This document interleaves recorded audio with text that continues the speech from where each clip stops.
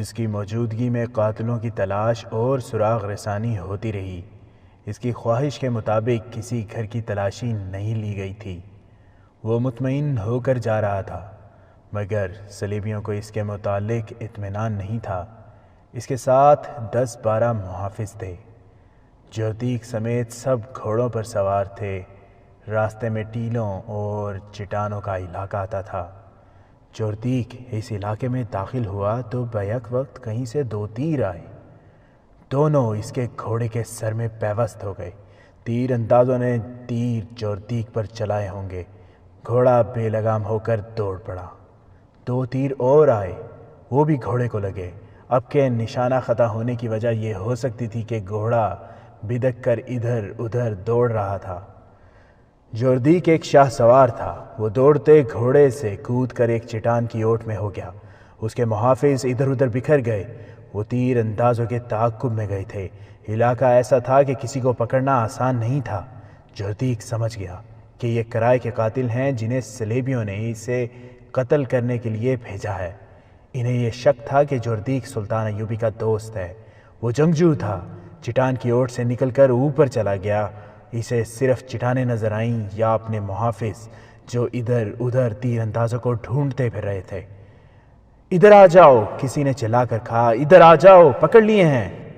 محافظ ادھر کو بھاگے۔ محافظوں نے 3 آدمیوں کو گھیرے میں لے رکھا تھا۔ تینوں نقاب پوش تھے، مگر ان کے پاس کمانیں نہیں تھیں۔ ترکش بھی کسی کے پاس نہیں تھی۔ ان کے ساتھ گھوڑے تھے۔ انہیں اس حالت میں پکڑا گیا تھا کہ وہ گھوڑوں پر سوار ہو رہے تھے۔ تینوں نے چہرے چھپا رکھے تھے۔ ان کی صرف آنکھیں نظر آتی تھیں۔ انہیں پکڑ کر جوردیک کے پاس لے گئے۔ تمہاری کمانیں اور ترکش کہاں ہیں؟ جوردیک نے ان سے پوچھا۔ ہمارے پاس صرف تلواریں ہیں، ایک نے جواب دیا۔ سنو بھائیو، جوردیک نے بڑے تحمل سے کہا، تمہارے 4 تیر خطا ہو گئے۔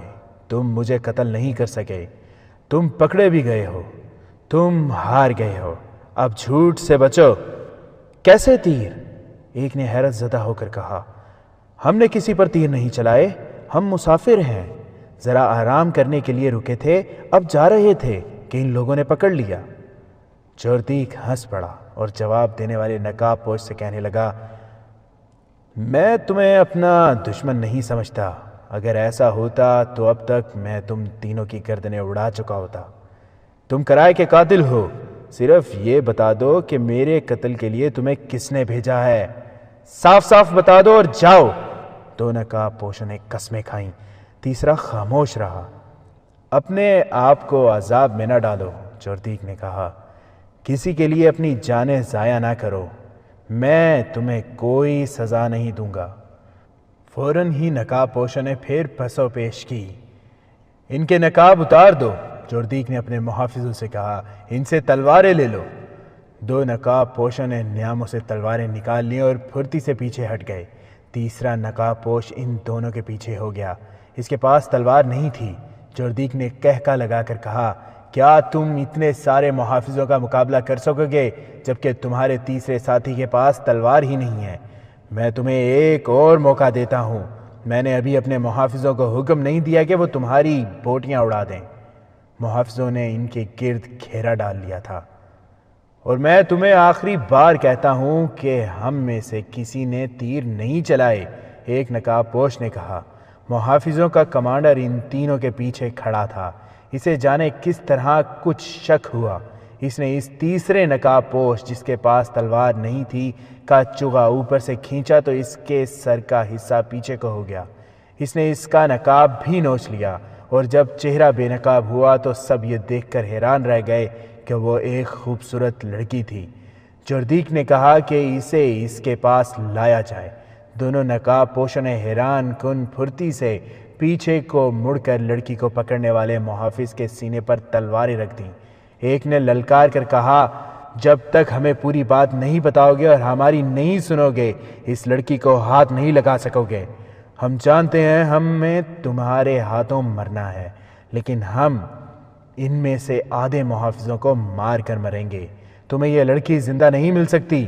جوردیک ایک ٹھنڈے مزاج کا آدمی معلوم ہوتا تھا۔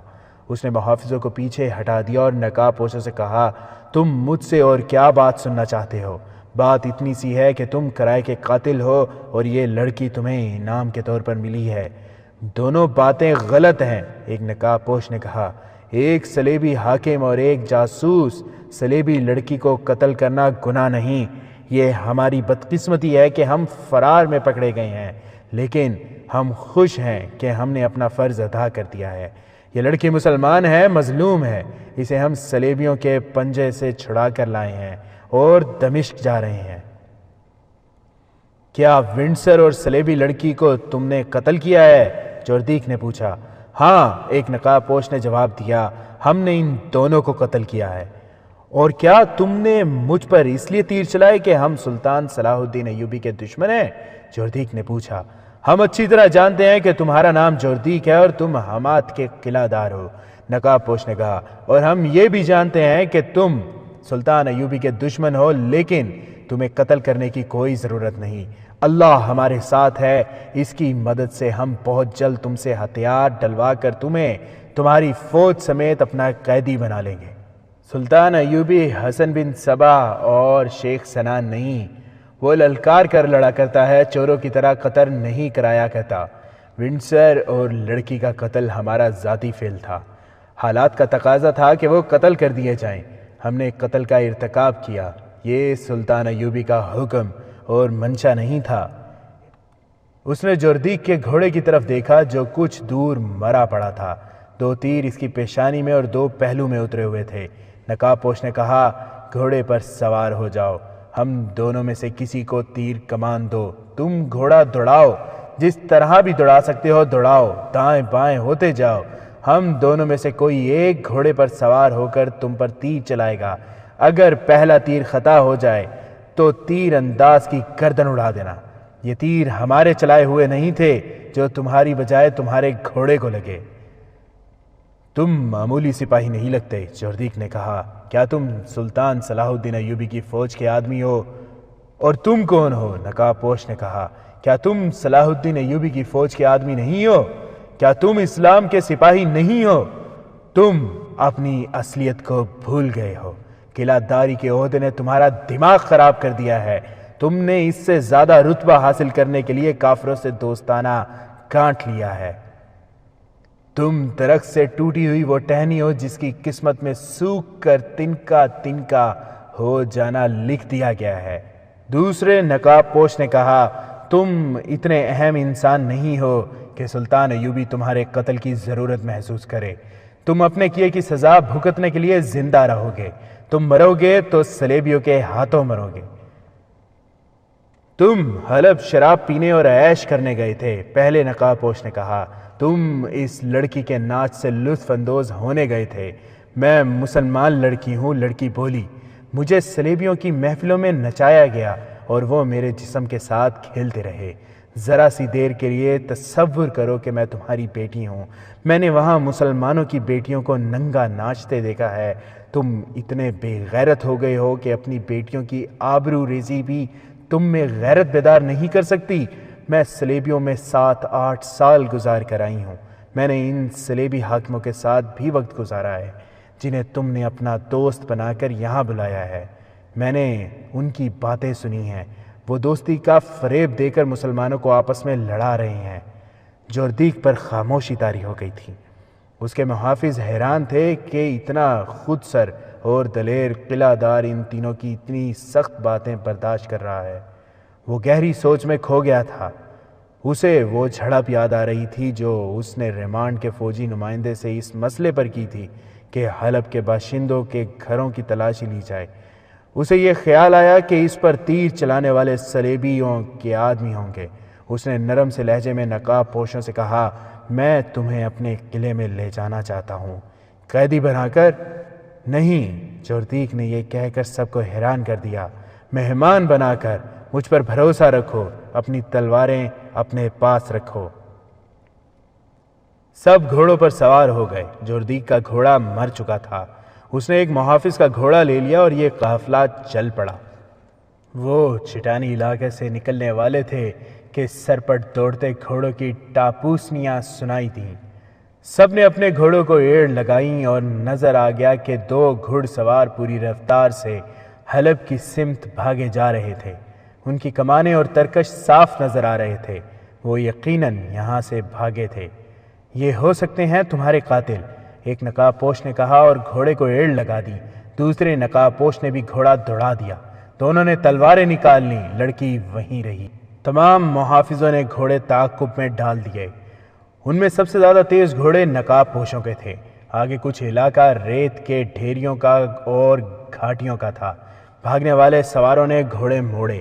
نقاب پوش تجربہ کار سوار معلوم ہوتے تھے۔ انہوں نے گھوڑوں کا رخ موڑ کر فاصلہ کم کر لیا۔ بھاگنے والوں نے کندھوں سے کمانیں اتار لیں اور ان میں ایک ایک تیر ڈال لیا۔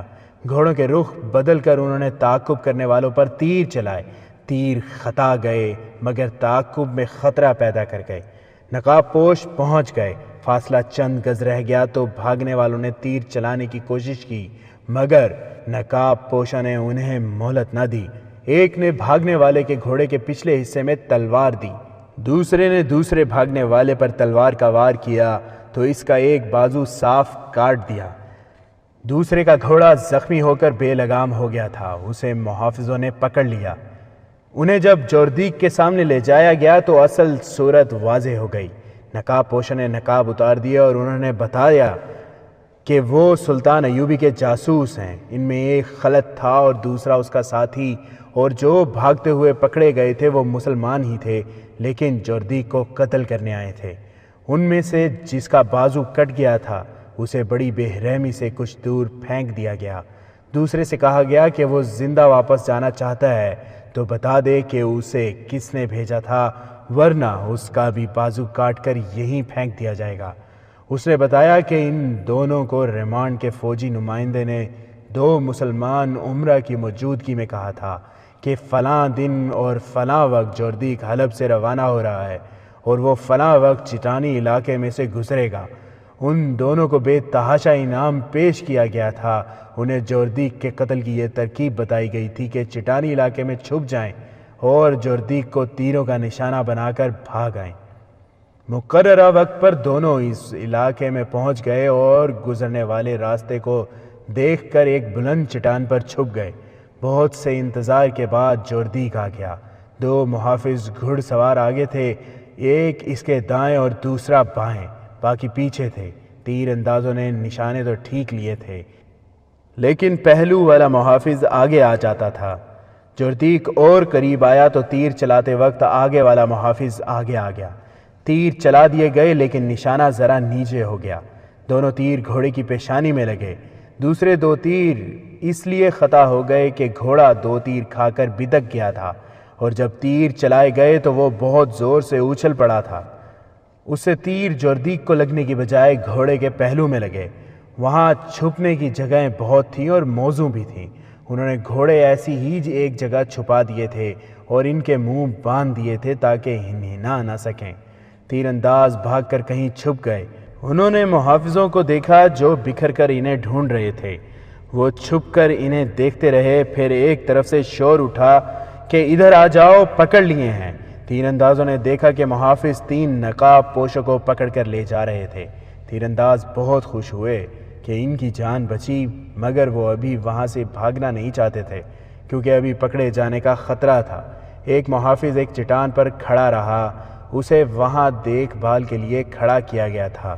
بہت دیر بعد اس محافظ کو وہاں سے بلایا گیا۔ دونوں تیر انداز اپنے گھوڑوں کے پاس گئے، ان کے منہ کھولے اور سوار ہو کر فرار ہوئے۔ انہیں معلوم نہیں تھا کہ جوردیک اپنے محافظوں کے ساتھ وہاں سے چل پڑا ہے۔ اس تیر انداز کو جوردیک نے اپنے ساتھ لے لیا اور سب حمات کی سمت روانہ ہو گئے۔ دوسرا تیر انداز کٹے ہوئے بازو سے خون بہہ جانے کی وجہ سے تڑپ تڑپ کر مر چکا تھا۔ راستے میں خلط نے اسے حمیرہ کے متعلق ساری بات سنائی اور یہ بھی سنایا کہ اس نے ونڈسر کو کس طرح قتل کیا تھا۔ جوردیک کے لیے حیران کن یہ تھا کہ وہ حلب سے نکل کر کس طرح آئے۔ خلط نے اسے بتایا کہ وہاں ان کا ایک کمانڈر بھی تھا جس کا وہ نام اور حلیہ نہیں بتانا چاہتا تھا۔ اس نے یہ طریقہ اختیار کیا کہ کپڑے وغیرہ لپیٹ کر نوزائیدہ بچے کے قد بت کی شکل بنا دی اور اس پر کفن چڑھا دیا۔ 4-5 جاسوسوں نے ادھر ادھر بتایا کہ فلاں کا بچہ مر گیا ہے۔ کفن میں لپٹے ہوئے کپڑوں کو کمانڈر نے ہاتھوں پر اٹھایا۔ خلت، اس کا ساتھی حمیرہ اور 4-5 آدمی جنازے کی شکل میں ساتھ چل پڑے۔ قبرستان شہر سے باہر تھا۔ وہاں 3 گھوڑے کھڑے تھے۔ یہ گھوڑے ایک ایسا جاسوس لایا تھا جو حلب کی فوج میں تھا۔ یہ چرائے ہوئے گھوڑے تھے۔ جنازہ فوجیوں کے سامنے سے گزرا اور قبرستان میں گیا۔ وہاں قبر کھودی گئی۔ جنازہ پڑھا گیا۔ خلت، اس کا ساتھی اور حمیرہ گھوڑوں پر سوار ہوئے اور نکل گئے۔ قلعے میں جوردیک کا قافلہ رات کو پہنچا۔ خلت وغیرہ کو اس نے باعزت مہمانوں کی طرح رکھا۔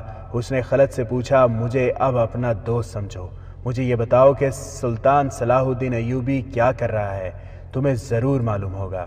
اس نے الصالح کا تعاقب کیوں نہیں کیا تھا؟ میں اگر سلطان کا منصوبہ جانتا بھی ہوں تو آپ کو نہیں بتاؤں گا، خلت نے جواب دیا، اور میں آپ کو یہ بھی نہیں بتاؤں گا کہ میں نے حلب سے کیا معلومات حاصل کی ہیں۔ صلاح الدین ایوبی کے ساتھ میری ذاتی دشمنی تھی، جوردیک نے کہا، پھر میں اس کے خلاف ہو گیا۔ اس کی وجہ جو کچھ بھی تھی، میں غلطی پر تھا۔ مجھے اس غلطی کا احساس دشمن نے دلایا ہے۔ میں نے صلیبیوں کی نیت معلوم کر لی ہے۔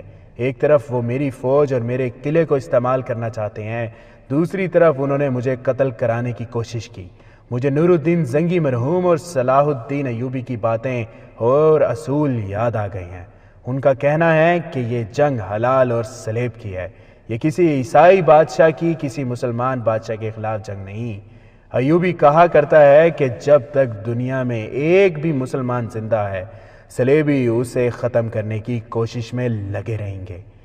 غیر مسلم خواہ کسی بھی مذہب کا ہو، مسلمان کا دوست نہیں ہو سکتا۔ غیر مسلم دوستی کا ہاتھ بڑھائیں گے تو اس میں دشمنی کا زہر ملا ہوا ہوگا۔ نور الدین زنگی بھی اسی اصول کا پابند تھا۔ وہ ہمیشہ کہا کرتا تھا کہ جس روز مسلمان کسی غیر مسلم سے دوستی کریں گے، اس روز اسلام کا خاتمہ شروع ہو جائے گا۔ تو کیا آپ صلاح الدین ایوبی کا ساتھ دینے پر آمادہ ہو گئے ہیں؟ خلت نے پوچھا، اور یہ بھی کہا، میں ایک چھوٹا سا آدمی ہوں، معمولی سا سپاہی ہوں۔ مجھے ایسی جرت نہیں کرنی چاہیے کہ ایک قلعہ دار سے یہ پوچھوں کہ وہ کیا سوچ رہا ہے اور اس کے ارادے کیا ہیں، لیکن مسلمان کی حیثیت سے مجھے یہ حق حاصل ہے کہ کوئی مسلمان گمراہ ہو جائے تو اسے اتنا کہہ سکوں کہ تم گمراہ ہو گئے ہو۔ ہاں، جوردیک نے کہا، تمہیں یہ حق حاصل ہے۔ میں تمہیں ایک پیغام دینا چاہتا ہوں، یہ سلطان ایوبی کے کانوں میں ڈال دینا۔ میں تحریری پیغام نہیں دینا چاہتا ہوں، میں اپنا کوئی ایلچی بھی نہیں بھیجنا چاہتا۔ تم ایوبی سے کہنا کہ حمات کے قلعے کو اپنا سمجھو، مگر اپنے کسی معتمد سالار کو بھی پتہ نہ چلنے دینا کہ میں نے یہ پیشکش کی ہے۔ یہ ایک بڑا ہی نازک راز ہے۔ اسے کہنا کہ صلیبی دوستی کے پردے میں ہمارے علاقوں میں قدم جماتے جا رہے ہیں۔ تم سردیوں کے بعد شاید حملہ کرو، مگر یہ خیال رکھنا کہ ادھر سے تم پر پہلے ہی حملہ نہ ہو جائے۔ اگر تم نے پیش قدمی کی تو حمات کے راستے سے آنا، میں انشاءاللہ پرانی دوستی کا حق ادا کروں گا۔ دوسرے دن جوردیک نے خلت، اس کے ساتھی اور حمیرہ کو رخصت کر دیا۔ صلیبی انٹیلیجنس کے کمانڈر ونڈسر کا قتل بے شک اتفاق کیا تھا۔ اس نے سلطان ایوبی کے 2 جاسوسوں کے لیے ایسے حالات پیدا کر دیے تھے کہ وہ ان کے ہاتھوں قتل ہو گیا، لیکن یہ بہت بڑا کارنامہ تھا۔ اس کے قتل سے سلطان ایوبی کو فائدہ پہنچا کہ اس کے دشمن کی انٹیلیجنس جو پہلے ہی کمزور تھی، منظم نہ ہو سکی۔ اس کے مقابلے میں سلطان ایوبی کا نظام جاسوسی زیادہ منظم اور ذہین تھا۔ اس کے جاسوس صرف جاسوس نہیں تھے جو پکڑے جائیں تو خاموشی اختیار کر لیں۔ اس نے جاسوسوں کو بڑی ہی سخت کمانڈو ٹریننگ دے رکھی تھی تاکہ وہ پکڑے جانے کی صورت میں لڑ کر نکلیں اور جسے قتل کرنا ضروری ہو اسے قتل بھی کریں، اور ان کے جسم اتنے سخت ہوں کہ زیادہ سے زیادہ اذیت، بھوک، پیاس اور تھکن برداشت کر سکیں۔ یہ خوبیاں خلت اور ان کے ساتھیوں میں بھی تھیں۔ انہوں نے نہ صرف صلیبیوں کے اتنے اہم افسر کو مار کر دشمن کو اندھا کر دیا، لیکن جوردیک جیسے سخت مزاج قلعہ دار کے ساتھ ایسی باتیں کی کہ اسے سلطان ایوبی کا حامی بنائے۔ خلت نے سلطان ایوبی کو جب جوردیک کا پیغام دیا تو سلطان کو یوں سکون سا محسوس ہوا جیسے صحرا میں ٹھنڈی ہوا کا ایک جھونکا بھولے بھٹکے سے آ گیا ہو۔ اسے ہر طرف دشمن ہی دشمن نظر آتے تھے، اپنے بھی دشمن، پرائے بھی دشمن۔ جردیق کے پیغام نے اسے سکون تو دیا، لیکن وہ کسی خوش فہمی میں مبتلا نہ ہوا۔ یہ دھوکہ بھی ہو سکتا تھا، لہٰذا اس نے اپنے حملے کے پلان میں کوئی رد و بدل نہ کیا، اتنا ہی پیش نظر رکھا کہ حماد سے حمایت کی توقع ہے۔ اب دشمن کے کیمپ سے جو اطلاعیں آ رہی تھیں ان میں کوئی نئی بات نہیں تھی، وہاں کوئی تبدیلی نہیں آئی تھی۔ وہاں کے کمانڈروں اور مشیروں کو یہی توقع تھی کہ سردیوں میں جنگ کا امکان نہیں۔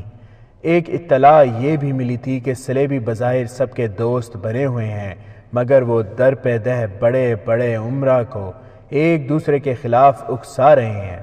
یہ تو سلطان ایوبی کو معلوم ہی تھا کہ الصالح کے تمام حواری ایک دوسرے کے دشمن ہیں۔ وہ اکٹھے صرف اس لیے ہو گئے تھے کہ سلطان ایوبی کو وہ اپنا مشترکہ دشمن بنا بیٹھے تھے، اور اس دشمنی کی وجہ یہ تھی کہ سلطان ایوبی انہیں عیش و عشرت کی اور من مانی کرنے کی اجازت نہیں دے سکتا تھا۔ انہیں سلطان ایوبی کا یہ مشن بھی اچھا نہیں لگتا تھا کہ سلطنت اسلامیہ کی توسیع اور استحکام کو جنون یا صحیح الفاظ میں ایمان بنا لیا جائے۔ وہ ان حکمرانوں میں سے نہیں تھا جو آرام اور سکون سے حکومت کو عیش کرنے کی خاطر دشمن کو دوست بنا لیا کرتے تھے۔ اسے جنگی نوعیت کی جن معلومات کی ضرورت تھی وہ اس نے حاصل کر لی تھی۔ اس کی فوج سردی میں لڑنے کے لیے تیار ہو گئی تھی۔ اب رات کی ٹریننگ میں کوئی سپاہی بیمار نہیں ہوتا تھا۔ 1174 کا دسمبر شروع ہو چکا تھا۔ سلطان ایوبی نے اپنے فوجی کمانڈروں کی آخری کانفرنس بلائی۔ اس میں مرکزی کمان کے تمام افسر شامل تھے اور دستوں کے کمانڈروں کو بھی بلایا گیا۔ سلطان ایوبی نے انہیں پہلا حکم یہ دیا کہ اس لمحے سے فوج کی نقل و حرکت کے متعلق کوئی بات، وہ کتنی ہی بے ضرر کیوں نہ ہو، باہر کے کسی آدمی کے ساتھ نہیں کی جائے گی۔ جو عسکری اپنے بیوی بچوں کے ساتھ رہتے ہیں وہ گھروں میں بھی کوئی بات نہیں کریں گے۔ فوج کے کوچ کا وقت آ گیا ہے۔ یہ ظاہر کیا جائے گا کہ فوج روزمرہ کی طرح تربیت اور دمشق کے لیے جا رہی ہے۔ ان ہدایات کے بعد اس نے کہا، ہمارے عیش پرست اور ایمان فروش بھائی اسلام کی تاریخ کو اس موڑ پر لے آئے ہیں جہاں تمہارا اپنے ہی عزیزوں کے خلاف لڑنا تم پر فرض ہو گیا ہے۔ کیا کسی نے کبھی یہ بھی سوچا تھا کہ میں اپنے پیر و مرشد نور الدین زنگی مرحوم کے بیٹے کے خلاف لڑوں گا؟ مگر صورت یہ پیدا ہو گئی ہے کہ بیٹے کی ماں بھی مجھ پر لعنت بھیج رہی ہے کہ اس کا مرتد بیٹا ابھی زندہ کیوں ہے۔ میرے رفیقو، تم جس فوج سے لڑنے جا رہے ہو اس میں تمہارے چچا زاد بھائی بھی ہوں گے، مامو زاد اور خالہ زاد بھی ہوں گے۔ مجھے 2 بھائی ایسے بھی اپنی فوج میں نظر آئے ہیں جن کا ایک بھائی ایمان فروشوں کی فوج میں ہے۔ اگر تم خون کے رشتوں کو دل میں جگہ دو گے تو اسلام کے ساتھ جو تمہارا رشتہ ہے وہ ٹوٹتا ہے۔ کوچ سے پہلے تمہیں عہد کرنا ہوگا کہ تم یہ نہیں دیکھو گے کہ تمہارا مد مقابل کون ہے۔ تمہاری نظریں اپنے علم پر رہیں گی۔ دل میں یہ حقیقت بٹھا لو کہ تمہارے سامنے تمہارے کلمہ گو بھائی ہیں، مگر ان کی پیٹھ پر صلیبی ہیں۔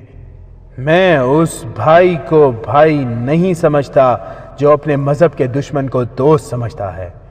ایک واقعہ نگار کی تحریر سے پتہ چلتا ہے کہ اس لیکچر کے دوران صلاح الدین ایوبی کی آواز بھر آ گئی۔ اس نے خاموش ہو کر سر جھکا لیا۔ یہ دیکھنا کسی کے لیے مشکل نہ تھا کہ اس کی آنکھوں میں آنسو آ گئے تھے۔ وہ کچھ دیر سر جھکا کر خاموش بیٹھا رہا۔ کانفرنس کے شرکا پر سکوت طاری ہو گیا۔ سلطان ایوبی نے سر اٹھایا اور دونوں ہاتھ دعا کے لیے اٹھائے اور آسمان کی طرف منہ کر کے گڑ گڑایا، خدائے عزوجل، میں تیرے نام کی خاطر، تیرے رسول صلی اللہ علیہ وسلم کی ناموز کی خاطر اپنے بھائیوں کے خلاف تلوار اٹھا رہا ہوں۔ اگر یہ گناہ ہے تو مجھے بخش دینا میرے خدا، مجھے تیری رہنمائی کی ضرورت ہے، مجھے اشارہ دو، میں گمراہ ہوں، گناہ گار ہوں۔ اس نے سر پھر جھکا لیا اور جانے اسے اپنی ذات سے کوئی اشارہ ملا یا خدا نے اسے کوئی اشارہ دے دیا۔ اس نے گرجدار آواز میں کہا، ہمیں قبلہ اول کو آزاد کرانا ہے، تمہیں بیت المقدس پکار رہا ہے۔ میرے راستے میں میرا باپ آیا تو اسے بھی قتل کر دوں گا، میرے بچے راستے میں حائل ہوئے انہیں بھی قتل کر دوں گا۔ اس کا چہرہ دمکنے لگا، جذباتیت کا غلبہ ختم ہو چکا تھا۔ وہ پھر وہی صلاح الدین بن گیا جو صرف حقائق کے متعلق مختصر سی بات کیا کرتا تھا۔ اس نے کمانڈروں کو بتایا کہ 2 روز بعد رات کو کوچ ہوگا۔ اس نے پلان کے مطابق فوجیوں کی جو تقسیم کی تھی وہ سب کو بتائی اور ہر حصے کے کمانڈر کو کوچ کا وقت بتایا۔ ہر اول کے کمانڈر کو ضروری ہدایات دیں۔ چھاپا مار کمانڈو حبشیوں کی تقسیم بتائی۔ پہلوؤں پر جن دستوں کو رکھنا تھا ان کے کمانڈروں کو کوچ کا انداز، راستہ اور وقت بتایا، اور اس نے سب کو یہ بھی بتایا کہ اس کا اپنا ہیڈ کوارٹر گھومتا پھرتا رہے گا۔ اس سے پہلے اس نے مصر کے راستے متحرک رہنے والے چھاپا مار دستے بھیج دیے تھے، اور مسافروں اور خانہ بدوشوں کے بحروپ میں اس نے اپنی انٹیلیجنس کی بہت سی نفری ان علاقوں میں بھیج دی تھی جہاں ریمانڈ کی فوج کے آنے کی توقع تھی۔ رسد کے متعلق اسے کوئی پریشانی نہیں تھی۔ کم و بیش 1 سال تک مصر سے رسد اور کمک منگوانے کی ضرورت نہیں تھی۔ اسلحہ اور جانوروں کا سٹاک بھی اس نے دمشق میں جمع کر لیا تھا۔ اس نے گھڑ سوار چھاپا ماروں کو مصر کے راستے کے ارد گرد کے علاقوں میں اس ہدایت کے ساتھ بھیج دیا تھا کہ ریمانڈ کی فوج ادھر آئے تو اس پر شب خون مارنے ہیں، اور اگر ضرورت محسوس ہو تو فوراً اطلاع دیں کہ تاکہ صلیبیوں کو گھیرے میں لینے کا انتظام کیا جائے۔ 6 یا 7 دسمبر 1174 کی رات کو ہر اول دستے نے دمشق سے کوچ کیا۔ وہ رات بہت ہی سرد تھی، یخ جھکڑ چل رہے تھے جو جسم کو کاٹتے تھے۔ سپاہی اور گھوڑے ان جھکڑوں کے عادی ہو چکے تھے۔ ہر اول کے کمانڈر کو بتا دیا گیا تھا کہ دیکھ بھال کا جیش پہلے روانہ ہو چکا ہے۔ اس کے سپاہی وردی میں نہیں تھے، وہ مسافروں کے بھیس میں گئے تھے۔ سلطان ایوبی نے انہیں یہ ہدایت دی تھی کہ تیز رفتار قاصد پیچھے آ کر ہر اول کے کمانڈر کو آگے کی اطلاعیں دیتے رہیں۔ ہر اول کو حمات کے قلعے تک جانا تھا جہاں قلعہ دار جوہدیک تھا۔ کمانڈر کو سلطان ایوبی نے بتایا تھا کہ حمات کا قلعہ بغیر لڑے ملنے کا امکان ہے، لیکن وہ کسی دھوکے میں نہ آئے۔ وہ قلعے سے موزوں فاصلے پر رک جائے اور دیکھے کہ قلعے والوں کا رویہ کیسا ہے۔ اگر جوہدیک صلح کرنا چاہے تو اسے قلعے سے باہر بلایا جائے اور سلطان ایوبی کے آنے تک اس کے ساتھ کوئی سمجھوتا نہ کیا جائے۔ سلطان ایوبی نے دیواریں توڑنے والے تجربہ کار آدمیوں کی ایک جماعت کو آگے بھیج دیا تھا۔ ہر اول کی روانگی سے 3-4 گھنٹوں بعد 2 زیادہ نفری کے دستے اس طرح روانہ کیے گئے کہ ہر کو ہر اول کے دائیں اور دوسرے کو بائیں رہنا تھا۔ ان کے لیے ہدایت یہ تھی کہ اگر حمات کے قلعے سے ہر اول کا مقابلہ ہو جائے تو یہ دونوں طرف سے آگے بڑھ کر قلعے کا محاصرہ کر لیں اور اس پر اس قدر تیر برسائیں کہ دیوار توڑنے والی جماعت دیوار تک پہنچ جائے۔ ان دونوں حصوں کے درمیان سلطان ایوبی جا رہا تھا۔ ہر اول اور دونوں پہلوؤں کے دستے سلطان ایوبی کی فوج کا چوتھا حصہ تھے۔ اس نے باقی تمام فوج پیچھے رکھی تھی۔ اس نے کم سے کم نفری سے دشمن سے جھڑپ لینے کا پلان بنایا تھا۔ رسد کے لیے اس نے چھاپا مار دستے پھیلا دیے تھے۔ ایسے چھوٹے چھوٹے دستے حمات سے بہت آگے بھی بھیج دیے تھے تاکہ حمات سے کوئی قاصد حلب تک نہ جا سکے، اور اگر کہیں سے کمک آ جائے تو چھاپا مار اسے شب خونوں سے پریشان کرتے رہیں اور پیش قدمی روکے رکھیں۔ اگلا دن گزر گیا۔ رات گہری ہو چکی تھی جب ہر اول کے دستے حمات سے 2-3 میل دور تک پہنچ چکے تھے۔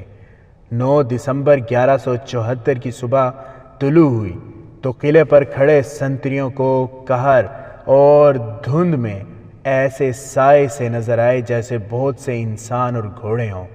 کوئی قافلہ ہو سکتا تھا۔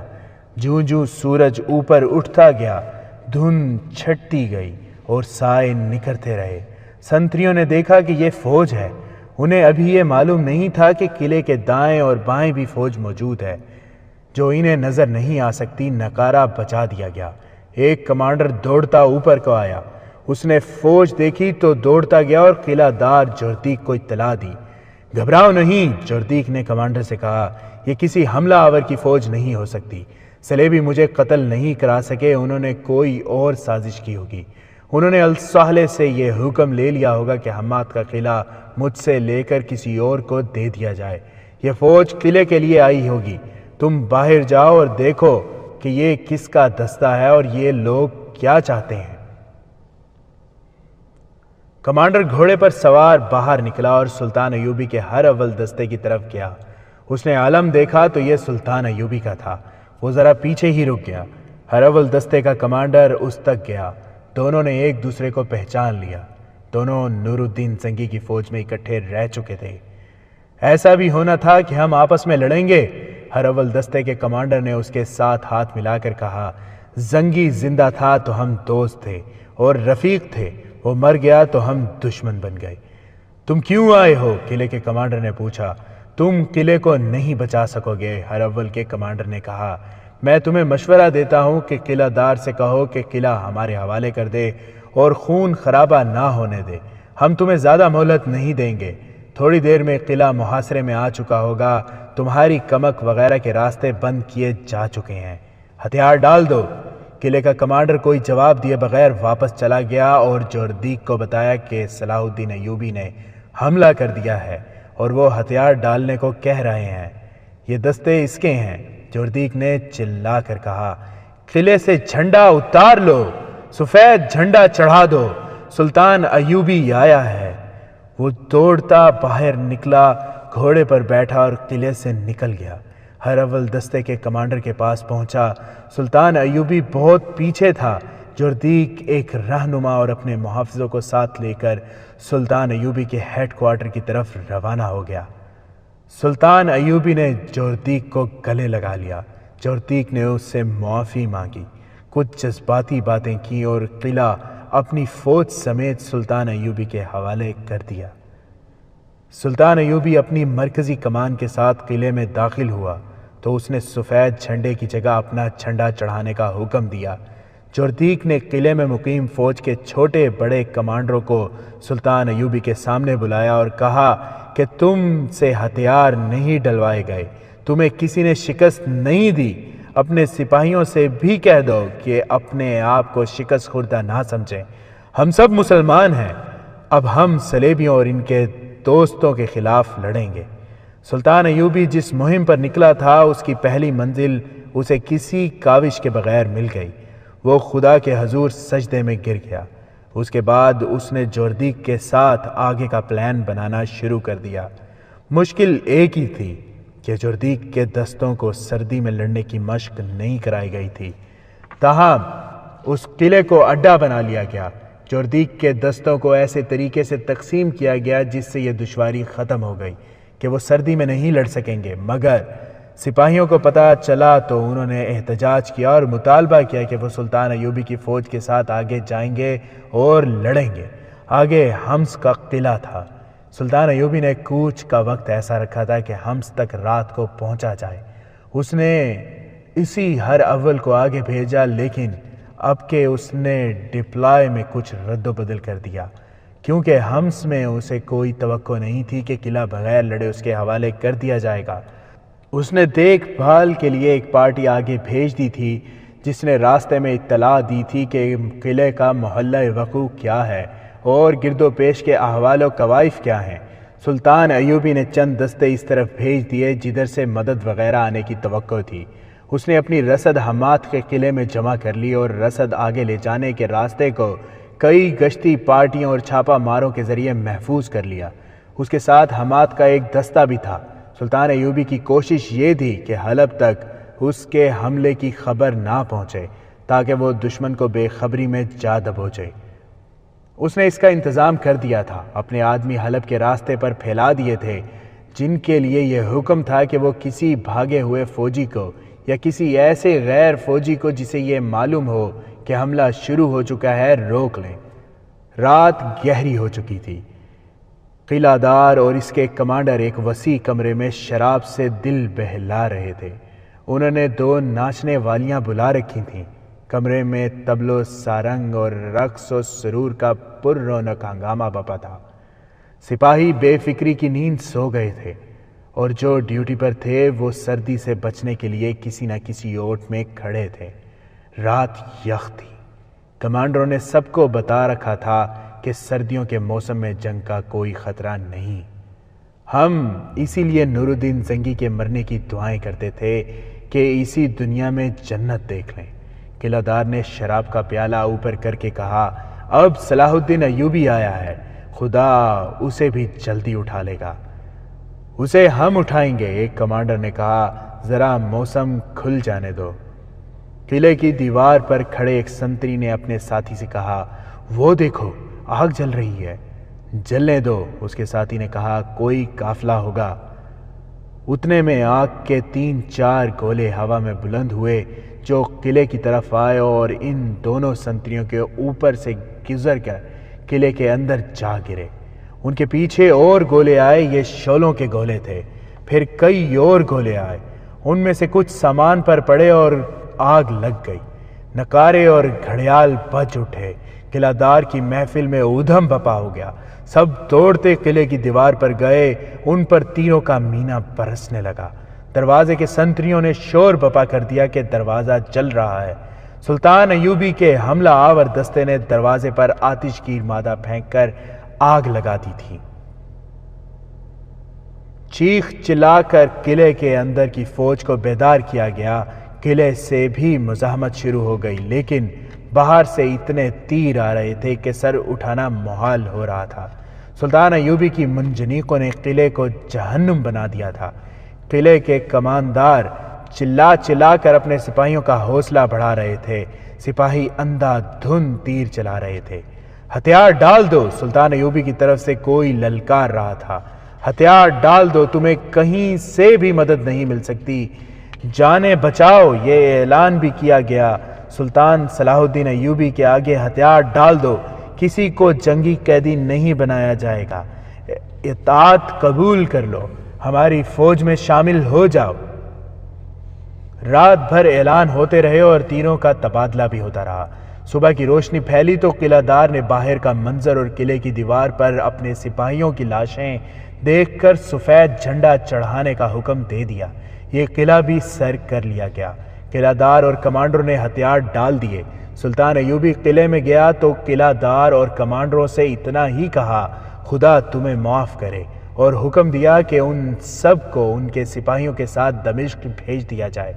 سلطان ایوبی انہیں اپنی فوج میں شامل نہیں کر سکتا تھا کیونکہ ان کی وفاداری ابھی مشکوک تھی۔ اس قلعے میں اسلحہ اور رسد کا خاصا ذخیرہ تھا۔ وہاں شراب بھی تھی اور 2 ناچنے والیاں بھی۔ شراب باہر انڈیل دی گئی اور ناچنے والیوں کو بھی ان کے آدمیوں کے ساتھ دمشق بھیج دیا گیا۔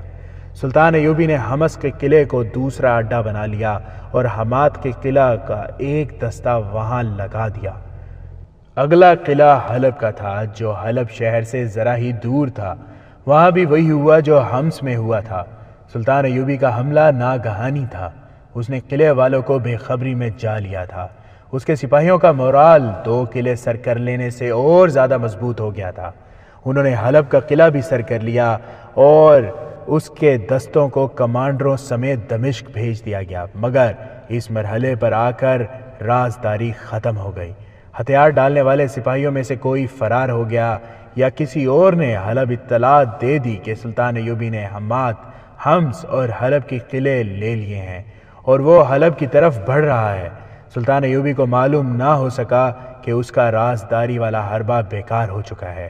اس نے پیش قدمی کی رفتار بھی ختم کر دی، جس کی وجہ یہ تھی کہ جو دستے حمص اور حلب کے قلعوں کو محاصرے میں لے کر راتوں کو لڑے تھے، انہیں آرام کے لیے پیچھے بھیجنا اور ان کی جگہ تازہ دم دستے آگے لانا ضروری تھا۔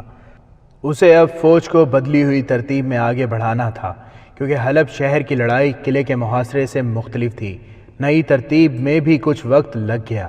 سلطان ایوبی بہت محتاط تھا کیونکہ اصل لڑائی تو اب آ رہی تھی اور صلیبی فوج کے آنے کا امکان بھی تھا۔ حلب اطلاع جلدی پہنچ گئی تھی۔ صلیبی مشیر وہاں موجود تھے۔ پہلے تو وہ اس پر حیران ہوئے کہ سلطان ایوبی نے سردیوں میں حملہ کیا ہے، پھر وہ خوش ہوئے کہ اس کی فوج صحرائی جنگوں کی عادی ہے، وہ ان چٹانی علاقوں میں لڑ نہیں سکیں گے۔ انہیں یہ احساس تھا کہ حلب کی فوج بھی اس علاقے میں نہیں لڑ سکے گی۔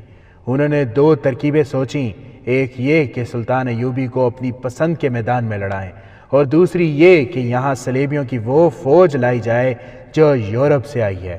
ریمانڈ کی فوج میں ایسے سپاہیوں کی اکثریت تھی، چنانچہ فوری طور پر ریمانڈ کو تیز رفتار قاصدوں کے ذریعے اطلاع بھیج دی گئی کہ سلطان ایوبی حلب کی طرف بڑھ رہا ہے، اسے عقب سے گھیرے میں لے لیا جائے۔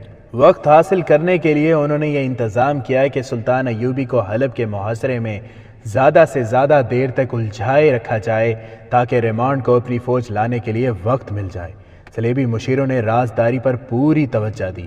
انہیں معلوم تھا کہ شہر میں سلطان ایوبی کے جاسوس موجود ہیں، چنانچہ انہوں نے شہر کی ناکہ بندی کر دی۔ فوراً اعلان کر دیا گیا کہ شہر سے باہر کوئی نکلے گا تو اسے خبردار کیے بغیر تیر مار دیا جائے گا۔ اس کے ساتھ ہی مسجدوں میں اعلان کیا گیا کہ سلطان ایوبی جنگی طاقت اور بادشاہی کے نشے میں حملہ آور ہوا ہے۔ صلیبی ذہنی تخریب کاری کے ماہر تھے، انہوں نے پروپیگنڈے کی نئی مہم چلا دی، گھر گھر گلی گلی مسجد مسجد اس قسم کی افواہیں پھیلا دی کہ سلطان ایوبی کی فوج جس شہر کو فتح کرتی ہے وہاں کی تمام لڑکیوں کو جمع کر کے آبرو ریزی کرتی ہے، شہر کو لوٹ کر آگ لگا دیتی ہے، اور یہ بھی کہ سلطان ایوبی نے نبوت کا دعویٰ کر دیا ہے اور وہ نیا مذہب لا رہا ہے جو کفر ہے۔ ایسی بہت سی افواہیں پھیلائی گئیں۔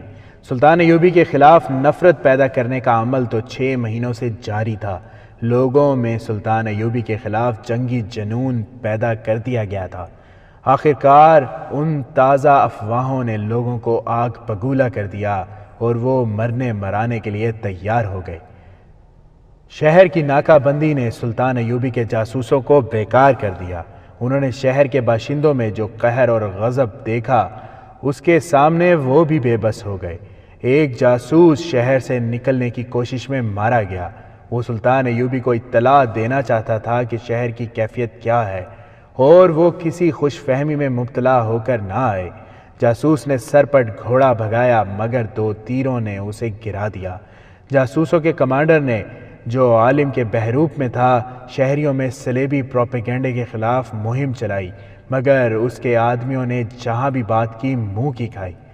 الصالح نے صلیبی مشیروں کے مشورے پر والی موصل سیف الدین کو بھی اطلاع بھیج دی کہ مدد کے لیے آئے۔ حسن بن صبح کے فدائیوں کے پیر و مرشد شیخ سنان کو اطلاع بھیج دی گئی کہ وہ اجرت مانگے گا، اسے دے دی جائے گی۔ صلاح الدین ایوبی کو قتل کرا دے، خواہ اس کے کتنے ہی آدمی کیوں نہ مارے جائیں۔ شیخ سنان کا ایک حملہ ناکام ہو چکا تھا جو اس نے سلطان ایوبی کے ایک محافظ پر نشہ طاری کر کے اس سے کروایا تھا۔ اب اس نے ان فدائیوں کو بلایا جو زندگی اور موت کو کچھ سمجھتے ہی نہیں تھے۔ وہ برائے نام انسان تھے، مر جانا اور کسی کو مار دینا ان کے لیے کوئی مطلب نہیں رکھتا تھا۔ ان میں مفرور قاتل بھی تھے۔ شیخ سنان نے انہیں کہا کہ انہیں منہ مانگی اجرت ملے گی، وہ سلطان ایوبی کو قتل کر دیں۔ ان میں سے 9 آدمی تیار ہو گئے۔ الصالح کے حامیوں میں سب سے زیادہ کینہ پرور اور شیطان فطرت آدمی گمشدگین تھا، جسے گورنر کا درجہ حاصل تھا۔ وہ بظاہر سلطان ایوبی کے خلاف تھا مگر وہ دوست کسی کا بھی نہیں تھا۔ الصالح کو خوش کرنے کے لیے اس نے اس کی حمایت کی اور صلیبیوں کے ساتھ دوستی کا اظہار اس طرح کیا کہ اس کے قلعے میں بہت سے صلیبی جنگی قیدی تھے، ان سب کو رہا کر دیا گیا۔ اب حلب کو اس اطلاع پر کہ سلطان ایوبی کی فوج آ گئی ہے اس نے اپنی فوج بھیج دی اور خود بھی لڑنے کا وعدہ کیا۔ یہ ایک طوفان تھا جو سلطان ایوبی کے خلاف اٹھ کھڑا ہوا۔ اتنے زیادہ دشمنوں کے مقابلے میں اس کی نفری تھوڑی تھی، اور اب اس کے جاسوس بیکار ہو جانے کی وجہ سے اسے پتہ ہی نہیں چل رہا تھا کہ دشمن کے کیمپ میں کیا ہو رہا ہے۔ وہ ابھی تک اس خوش فہمی میں مبتلا تھا کہ وہ حلب والوں کو بے خبری میں جالے گا۔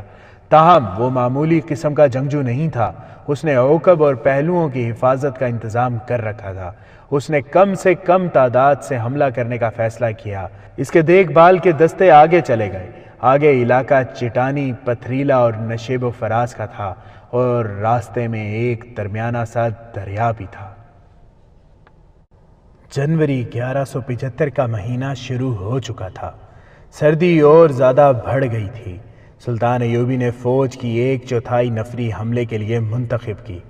محفوظہ میں اس نے زیادہ دستے رکھے۔ اس نے جب پیش قدمی کی تو دیکھ بھال کرنے والے دستوں نے اطلاع دی کہ دریا کے اس طرف ایک وسیع و عریض نشیب ہے، وہاں دشمن کی فوج تیاری کی حالت میں موجود ہے۔ یہی وہ مقام تھا جہاں سے دریا عبور کیا جا سکتا تھا۔ سردیوں کے موسم میں دریا میں پانی گہرا نہیں تھا، اس مقام پر پاٹ پھیل جانے سے پانی اور بھی کم تھا، گھوڑے اور انسان آسانی سے گزر سکتے تھے۔ یہیں دشمن نے اپنی فوج پھیلا رکھی تھی۔ سلطان ایوبی کو بتایا گیا کہ رات کو اس فوج کے چند ایک سنتری بیدار ہوتے ہیں اور دن کے دوران گشتی پارٹیاں ہر طرف گھومتی پھرتی رہتی ہیں۔ اس اطلاع سے شک ہوا کہ حلب والوں کو اس کی آمد کی اطلاع مل گئی ہے اور وہ انہیں بے خبری میں نہیں لے سکے گا۔ اس نے دیکھ بھال کے لیے اس مقام سے دور کے علاقے میں اپنے آدمی بھیجے تاکہ معلوم کیا جا سکے کہ دریا کسی اور جگہ سے عبور کیا جا سکتا ہے یا نہیں۔ اس کے ساتھ ہی اس نے یہ فیصلہ کیا کہ وہ نشیب میں دشمن کی فوج کو دھوکہ دے کر حملہ اور پیش قدمی اسی طرف سے کرے گا۔ اس نے اسی رات چھاپہ مار روانہ کر دیے۔ اس کا اپنا ہیڈ کوارٹر وہاں سے 5-6 میل دور تھا۔ دریا کے کنارے دشمن کی جو فوج تھی وہ بھی اس خوش فہمی میں مبتلا تھی کہ اتنی یخ راتوں کو حملہ نہیں ہو سکتا۔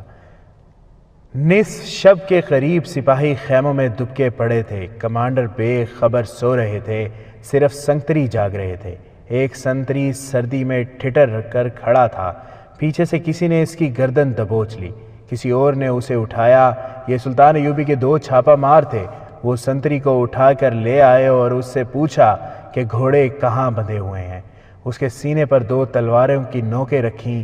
سنتری کو معلوم تھا کہ یہ سلطان ایوبی کے سپاہی ہیں۔ اس نے ان سے التجا کی کہ میں تمہارا مسلمان بھائی ہوں، یہ بادشاہوں کے جھگڑے ہیں، ہم ایک دوسرے کا خون کیوں بہائیں؟ اس نے بتایا کہ گھوڑے ایک جگہ نہیں بندھے ہوئے، چونکہ فوج تیاری کی حالت میں ہے اس لیے گھوڑے سواروں کے خیمے کے ساتھ 2-2 3-3 کر کے بندھے ہوئے ہیں۔ چھاپہ مار اسے اس کے کیمپ کے قریب لے گئے اور پوچھا کہ دستوں کے کمانڈر کہاں کہاں ہیں۔ اس نے اندازہ کر کے ان خیموں کی سمتیں بتا دیں، اسے ساتھ ہی پیچھے لے آئے اور اسے کہا کہ یہاں کھڑے رہو اور تماشا دیکھو۔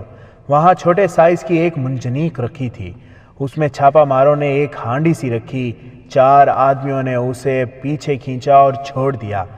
ہانڈی غلیلے کی طرح اڑ گئی، دوسری ہانڈی کسی اور طرف پھینکی گئی، پھر 2 اور پھینکی گئی۔ یہ سب دشمن کے کیمپ میں گریں۔ سنتریوں نے کون ہے کی صدائیں لگائیں۔ کہیں سے جلتے ہوئے فلیتوں والے تیر آئے جو زمین پر لگے۔ ہانڈیاں وہیں گر کر ٹوٹی تھیں، ان کے اندر سے سیال مادہ نکل کر بکھر گیا تھا۔ یہ آتش گیر تھا۔ تیروں کے فلیتوں نے اسے آگ لگا دی، 2 خیموں کو بھی آگ لگ گئی۔ زمین شعلے اگل رہی تھی، کیمپ میں بھگدڑ مچ گئی۔ گھوڑے رسیاں توڑانے لگے، سپاہی اٹھ کر ادھر ادھر دوڑے تو چھاپہ ماروں نے تیر برسانے شروع کر دیے۔ یہ خیمہ گاہ 1 میل سے زیادہ لمبے چوڑے علاقے میں تھی۔ پیشتر اس کے کمانڈر جوابی کارروائی کرتے، چھاپہ مار تباہی مچا کر غائب ہو چکے تھے۔ سحر ابھی نیم تاریک تھی، کیمپ کی حالت خاصی بری تھی۔ آگ نے بھی نقصان کیا تھا، لیکن چھاپہ ماروں کے تیروں سے اور بدکے ہوئے گھوڑوں تلے آ کر بہت سے سپاہی ہلاک اور زخمی ہوئے تھے۔ سحر تک انہیں اٹھاتے اور سنبھالتے رہے۔ اچانک ایک طرف سے کسی نے چلا کر کہا، ہوشیار ہوشیار، ایک بار پھر قیامت آ گئی۔ مگر اب کے چھاپہ مار نہیں تھے، یہ سلطان ایوبی کے ایک دستے کا باقاعدہ حملہ تھا۔ دشمن اس جگہ ہر لمحہ تیاری کی حالت میں رہتا تھا، لیکن رات کو چھاپہ مار اس کی حالت ایسی بدل آئے تھے کہ تیاری ختم ہو گئی تھی۔ دشمن کے سپاہیوں نے جم کر لڑنے کی بہت کوشش کی، لیکن ان کے پاؤں جم نہ سکے۔ سلطان ایوبی ان کا دم خم پہلے ہی ختم کرا چکا تھا، پھر بھی دونوں فریقوں کا خاصا نقصان ہوا۔ دشمن کے سپاہی پسپا ہونے لگے، کمانڈروں نے انہیں بہت للکارا، مگر دوسری طرف کی للکار ان کے لڑنے کے جذبے کو تباہ کر رہی تھی۔ سلطان ایوبی کے سپاہی ان پر چلا رہے تھے، تم کافروں کے دوست ہو، خدا ہمارے ساتھ ہے، اپنا حشر دیکھو، تم پر خدا کا قہر نازل ہو رہا ہے۔ سلطان ایوبی نے اپنی فوج کے نہایت معمولی سے سپاہی کے ذہن میں بھی اتار دیا تھا کہ تم حق پر ہو اور کفار کے دوست مرتد ہیں۔ اس کے مقابلے میں خلیفہ کی فوج کے پاس ایسا کوئی مقصد اور کوئی نعرہ نہیں تھا۔ دشمن کے سپاہی بکھر گئے، بہت سے پسپا ہو کر دریا پار کر گئے اور کچھ ادھر ادھر وادیوں اور نشیبی جگہوں میں جا چھپے۔ سلطان ایوبی نے حملہ آور دستے کے کمانڈر کو حکم دے رکھا تھا کہ دشمن کی پسپائی کی صورت میں اپنا کوئی دستہ جیش یا کوئی سپاہی دریا پار نہ کرے۔ اس نے اس کیمپ پر حملہ کر کے دراصل دشمن کو دھوکہ دیا تھا۔ وہ تعاقب نہیں کرنا چاہتا تھا، وہ آگے کے تفصیلی جائزے اور مشاہدے کے بغیر کبھی پیش قدمی نہیں کرتا تھا۔ وہ دریا کہیں دور سے پار کرنا چاہتا تھا، لیکن دشمن نے یہیں سے اسے راستہ دے دیا تو اس نے یہیں سے دریا پار کرنے کا فیصلہ کر لیا۔ وہ خود آگے گیا۔ اس کے سپاہی ادھر ادھر چھپے ہوئے دشمن کو ڈھونڈ ڈھونڈ کر ختم کر رہے تھے۔ ہتھیار ڈالنے والوں کی تعداد زیادہ تھی۔ اس نے ایک بلند چٹان پر جا کر میدان جنگ کا منظر دیکھا تو خوشی کی بجائے اس کے چہرے پر اداسی چھا گئی۔ یہ نظارہ دیکھ کر خدا بھی رو رہا ہوگا۔ سلطان ایوبی نے اپنے پاس کھڑے نائبین سے کہا، دونوں طرف کس کا خون بہہ گیا ہے؟ مسلمان کا۔ یہ ہے اسلام کے زوال کی نشانی۔ اگر مسلمان ہوش میں نہ آئے تو کفار انہیں اسی طرح لڑا لڑا کر ختم کر دیں گے۔ میرے رفیقو، مجھے کوئی یقین دلا دے کہ میں حق پر نہیں تو میں اپنی تلوار الصالح کے قدموں میں رکھ دوں گا۔ آپ حق پر ہیں سلطان محترم، کسی نے کہا، ہم حق پر ہیں۔ دل سے اب وسوسے نکال دیں۔ حلب شہر میں ہر آدمی آگ کا شعلہ بنا ہوا تھا۔ سلطان ایوبی کے دستے دریا پار کر گئے تھے۔ حلب سامنے نظر آ رہا تھا۔ سلطان ایوبی نے شہر کو دیکھا، اس کی وسعت، ساخت اور دفاعی انتظامات دیکھے اور جائزہ لیا کہ محاصرہ کیا جائے یا سیدھا حملہ کر کے شہر کے اندر لڑا جائے۔ اسے ابھی تک معلوم نہیں تھا کہ شہر کے اندر کی جذباتی کیفیت کیا ہے۔ اسے توقع تھی کہ شہری چونکہ مسلمان ہیں اس لیے وہ دونوں مسلمان فوجوں کی جنگ کے خلاف ہوں گے۔ غالباً اسی توقع نے اسے وہ کارروائی کرائی جس نے اسے پریشان کر دیا۔ اس نے نفری سے نیم محاصرے کی ترتیب میں اپنے دستے آگے بڑھائے۔ لڑائی کی ابتدا تیروں کے تبادلے سے ہوئی، لیکن کچھ ہی دیر بعد اس نے محسوس کیا جیسے اس کے دستے پیچھے ہٹ رہے ہیں۔ حلب کے دفاع میں لڑنے والوں کا یہ عالم تھا کہ ایک طرف سے کم و بیش 200 گھڑ سوار نکلے۔ انہوں نے سلطان ایوبی کے ایک دستے کے ایک پہلو پر حملہ کر دیا۔ یہ بڑا ہی تیز اور دلیرانہ حملہ تھا جو پیادہ دستے پر کیا گیا تھا۔ اس کے سواروں نے جوابی ہلہ بول کر اپنے پیادہ دستے کو بچانے کی نہایت اچھی کوشش کی، لیکن گھوڑوں کے تصادم میں اپنے ہی پیادے کچلے گئے۔ پھر یوں ہونے لگا کہ شہر سے ایک جیش پیادہ یا سوار نکلتا، ان کے پیچھے سے شہر کی منڈیروں اور بلند جگہوں سے تیروں کی بوچھاڑیں آتی اور حملہ کرنے والے جیش سلطان ایوبی کی صفوں میں گھس جاتے۔ حلب کا یہ معرکہ بڑا ہی خون ریز تھا۔ اس کیفیت میں سلطان ایوبی کے 2-3 جاسوس باہر نکل آئے اور سلطان ایوبی کو ڈھونڈتے ڈھونڈتے اس تک پہنچ گئے۔ انہوں نے بتایا کہ شہریوں کو کس طرح اس کے خلاف بھڑکایا گیا ہے اور شہر کے دفاع میں لڑنے والے اتنے فوجی نہیں جتنے شہری ہیں۔ سلطان ایوبی کو یہ تو پہلے ہی معلوم تھا کہ حلب کے باشندوں پر اس کے خلاف جنگی جنون طاری کیا جا رہا ہے، لیکن اسے اندازہ نہیں تھا کہ شہری اس پاگل پن سے لڑیں گے۔ وہ ان کی دلیری پر ہش ہش کر اٹھا، لیکن بڑے افسوس کے ساتھ کہنے لگا، یہ ہے مسلمان کی شان، ان کا عسکری جذبہ۔ دیکھو، کفار مسلمان کے اسی جذبے کو ختم کر رہے ہیں۔ سلطان ایوبی نے اپنے دستوں کو پیچھے ہٹا لیا۔ اس سے کسی نائب نے مشورہ دیا کہ شہر پر منجنیقوں سے آگ پھینکی جائے۔ سلطان ایوبی نے یہ مشورہ قبول کرنے سے انکار کر دیا۔ اس نے کہا کہ شہریوں کے گھر تباہ ہو جائیں گے، ان کی عورتیں اور بچے مارے جائیں گے، اسی لیے میں نے تباہ کار چھاپا ماروں کو نہیں بھیجا۔ اگر یہ شہر صلیبیوں کا ہوتا تو اب تک شعلوں کی لپیٹ میں اور میرے چھاپا ماروں کی زد میں ہوتا۔ جو مسلمان میدان جنگ میں آ کر لڑتے اور مرتے ہیں انہیں میں روک نہیں سکتا، اور جو گھروں میں بیٹھے ہیں انہیں مارنا نہیں چاہتا۔ اس نے چند اور دستے آگے بلا کر شہر کو مکمل محاصرے میں لے لیا اور حکم دیا کہ دفاع میں لڑا جائے، حملہ ہو تو روکا جائے، حملہ نہ کیا جائے اور محاصرہ مضبوط رکھا جائے۔ نفری کی بھی کمی تھی اور شہر کو تباہی سے بچانے کا خیال بھی تھا۔ جنوری 1175 کا پورا مہینہ محاصرہ جاری رہا۔ حلب کی فوج اور شہریوں نے محاصرہ توڑنے کے لیے حملے کیے، لیکن اب وہ کامیاب نہیں ہو سکتے تھے، کیونکہ سلطان ایوبی نے اپنے دستوں کی ترتیب اور سکیم بدل دی تھی۔ 1 فروری 1175 کی صبح سلطان کو اطلاع ملی کہ تریپولی کا صلیبی حکمران ریمانڈ حمات کی طرف بڑھ رہا ہے۔ اسے ریمانڈ کی فوج کی نفری کی اطلاع بھی دی گئی۔ سلطان ایوبی کو پہلے ہی توقع تھی کہ یہ صورت بھی پیدا ہوگی، اس کے لیے وہ تیار تھا۔ اس نے اس کے لیے دستے محفوظ رکھے ہوئے تھے اور ایسی جگہ رکھے ہوئے تھے جہاں سے وہ ریمانڈ کے استقبال کے لیے بر وقت پہنچ سکتے تھے۔ اس نے یہ اطلاع ملتے ہی اپنے قاصد کو اس پیغام کے ساتھ ان دستوں کی طرف دوڑایا کہ جس قدر جلدی ہو سکے الرستان کے علاقے میں پہنچ کر بلندیوں پر تیر انداز بٹھا دو، سوار دستے پیچھے رکھو، میں آ رہا ہوں۔ اگر صلیبی فوج مجھ سے پہلے آ جائے تو سامنے کی ٹکر نہ لینا، گھات لگانا اور شب خون مارنا۔ الرستان ایک پہاڑی سلسلے کا نام تھا، ریمانڈ کو اس میں سے گزر کر آنا تھا۔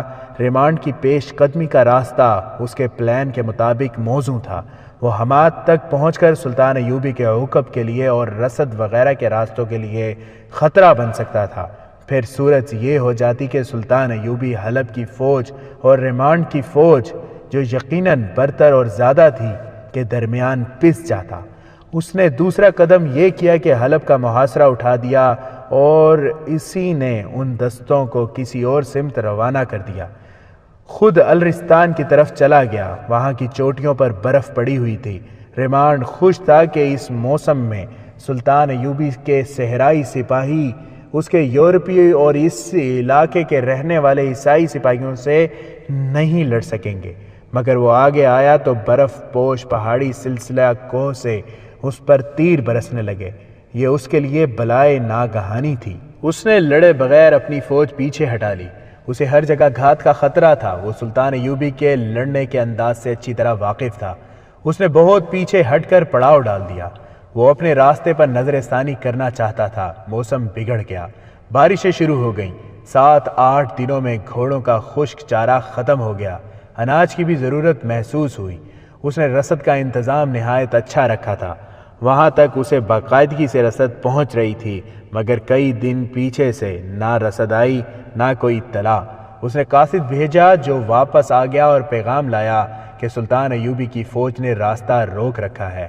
ریمانڈ بہت حیران ہوا کہ سلطان ایوبی اتنی جلدی یہاں کیسے پہنچ گیا۔ اس نے اپنے 2 افسروں کو پیچھے کا جائزہ لینے کے لیے بھیجا۔ یہ 2 افسر 3-4 روز بعد واپس آئے۔ انہوں نے تصدیق کی کہ سلطان ایوبی نے رسد کا راستہ روک لیا ہے اور یہ بھی کہ اس نے حلب کا محاصرہ اٹھا لیا ہے۔ اس کا مطلب یہ ہے کہ ہمارا فرض ادا ہو گیا ہے، ریمانڈ نے کہا۔ فوج کو واپس تریپولی لے چلو۔ یہ اطلاع سلطان ایوبی کے لیے حیران کن تھی کہ ریمانڈ لڑے بغیر واپس کوچ کر گیا ہے۔ ریمانڈ نے واپسی کا جو راستہ اختیار کیا تھا وہ دشوار گزار تھا، لیکن وہ اس راستے سے نہیں جانا چاہتا تھا جس سے آیا تھا۔ وہ سلطان ایوبی سے لڑنے کا ارادہ ترک کر چکا تھا۔ یورپی مورخوں نے لکھا ہے کہ وہ لڑنا نہیں چاہتا تھا، لیکن حقیقت یہ تھی کہ سلطان ایوبی نے اسے لڑنے کی پوزیشن میں نہیں رہنے دیا تھا۔ وہ اسی سے گھبرا گیا تھا کہ مسلمان فوج اتنی سردی میں ایسی خوبی سے لڑ رہی ہے جیسے صحرا میں لڑتی ہے۔ دوسری وجہ یہ تھی کہ سلطان ایوبی اس کے عقب میں اور رسد کے راستے میں جا بیٹھا تھا۔ تیسری اور سب سے بڑی وجہ کچھ اور تھی جس کا انکشاف بعد میں ہوا۔ وہ دراصل الصالح اور اس کے عمرہ کو دھوکہ دے گیا تھا۔ اس نے بے بہا خزانے کی شکل میں اجرت لے لی تھی۔ اسے اب لڑنے کی ضرورت نہیں تھی، کیونکہ اس کا یہ مقصد جو صلیبیوں کا بنیادی مقصد تھا پورا ہو چکا تھا کہ مسلمان آپس میں ٹکرا جائیں۔ صلیبی مسلمان قوم کی فوج کو 2 حصوں میں کاٹ چکے تھے اور ان دونوں حصوں میں جنگ شروع ہو چکی تھی۔ اس کی نیت کا پتہ اس وقت چلا جب تریپولی سے اس کا ایلچی الصالح کے نام یہ پیغام لے کر آیا: میں نے وعدہ کیا تھا کہ صلاح الدین ایوبی نے آپ کو محاصرے میں لیا تو میں محاصرہ توڑ دوں گا۔ مجھے جو ہی اطلاع ملی کہ صلاح الدین ایوبی نے حملہ کر دیا ہے، میں فوج کو لے کر آپ کی مدد کو آ گیا۔ صلاح الدین ایوبی نے فوراً حلب کا محاصرہ اٹھا لیا۔ میں نے وعدہ پورا کر دیا ہے، لہٰذا ہمارا وہ فوجی معاہدہ ختم ہو گیا ہے جس کے تحت آپ نے مجھے سونا وغیرہ بھیجا تھا، اور اس کے عوض میں نے آپ کو محاصرے سے بچایا۔ میرے فوجی نمائندے اور مشیروں کو فوراً واپس بھیج دیا جائے۔ حلب والے سر پکڑ کر بیٹھ گئے۔ سلیبی انہیں ڈنک مار گئے تھے۔ 2 مورخوں نے لکھا ہے کہ ریمانڈ کو یہ خطرہ بھی نظر آنے لگا تھا کہ سلطان ایوبی اس کے دارالحکومت تریپولی پر حملہ کرے گا، چنانچہ اس نے اپنی راجدھانی کا دفاع مضبوط کرنا شروع کر دیا۔ الصالح ابھی ناتجربہ کار تھا۔ اس کے 1-2 مشیروں نے اسے مشورہ دیا کہ وہ سلطان ایوبی سے صلح کر لے، مگر سیف الدین اور گمشدگین وغیرہ نے اسے مدد کا یقین دلا کر سمجھوتے اور صلح پر آمادہ نہ ہونے دیا۔ انہی میں سے کسی نے اسے بتایا کہ صلاح الدین ایوبی چند روز کا مہمان ہے، 9 فدائی آ چکے ہیں۔ وہ مذہبی پیشواؤں اور صوفیوں کے بحروپ میں صلاح الدین ایوبی کے پاس یہ درخواست لے کے جا رہے ہیں کہ وہ آپس میں نہ لڑیں اور صلح کر لیں۔ سلطان ایوبی ان کے احترام کے لیے انہیں اپنے پاس بٹھائے گا، اکیلے ان کی بات سنے گا اور فدائی اسے نہایت اطمینان سے قتل کر کے نکل جائیں گے۔